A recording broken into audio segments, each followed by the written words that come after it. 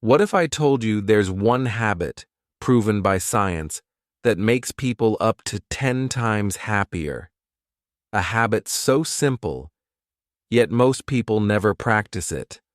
And to show you how powerful it is, let me tell you the story of a teenage boy, his grandmother, and a little leather notebook that changed his life. It was a gray, rainy afternoon. 16-year-old Ayan lay slouched on the couch, phone in hand, scrolling endlessly through feeds that only seemed to make him feel worse. Everyone else looked happier, more successful, more alive.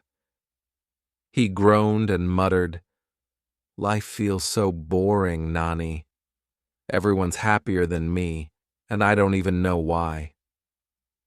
Across the room, his grandmother, Nani, looked up from her knitting and smiled gently.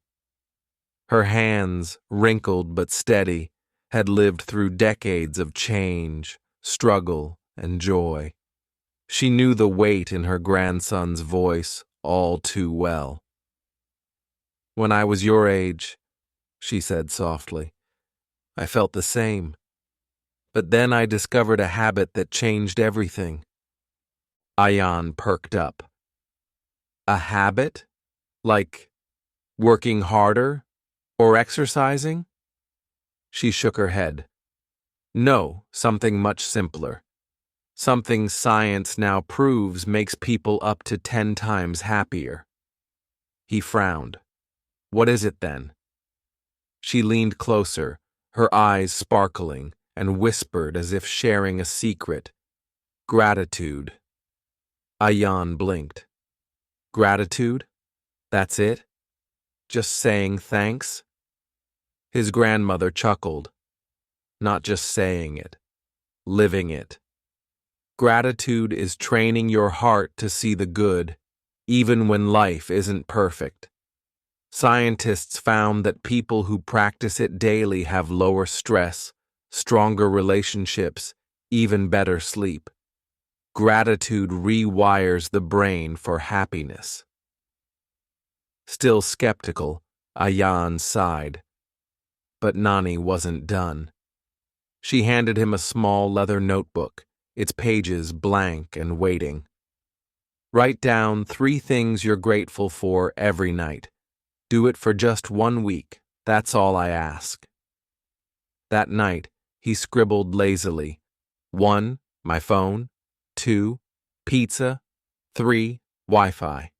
He laughed to himself. This is dumb. But the next day, something small shifted. His grandmother made his favorite parathas for lunch, and without thinking, he added it to his list. The following day, he wrote, "My friend texted me when I felt lonely. Then, I passed the math quiz I thought I'd fail. Then, the sky looked beautiful after the rain." Day by day, his list grew, and strangely, so did his happiness. He began noticing things he'd ignored before: the warmth of the sun through the window, the laughter of classmates, even the quiet peace of his grandmother knitting in the corner. By the 5th day, he realized something shocking. Nothing big had changed in his life. School was still stressful, social media still full of comparisons, but inside, he felt lighter.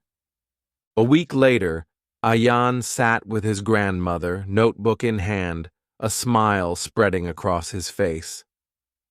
"Nani," he said, almost in disbelief, "it's weird. I feel happier. And nothing big even happened. Just me." Her eyes sparkled. "That's the magic, Ayan. Gratitude doesn't change the world outside. It changes the world inside. Happiness doesn't come from getting more. It comes from seeing more." From that day on, the notebook never left his side, and years later, Even as an adult, Ayan still carried it, each page filled with the proof that happiness isn't in what we chase, but in what we cherish. Because the one habit that makes people 10 times happier isn't wealth. It isn't fame. It isn't luck. It's gratitude.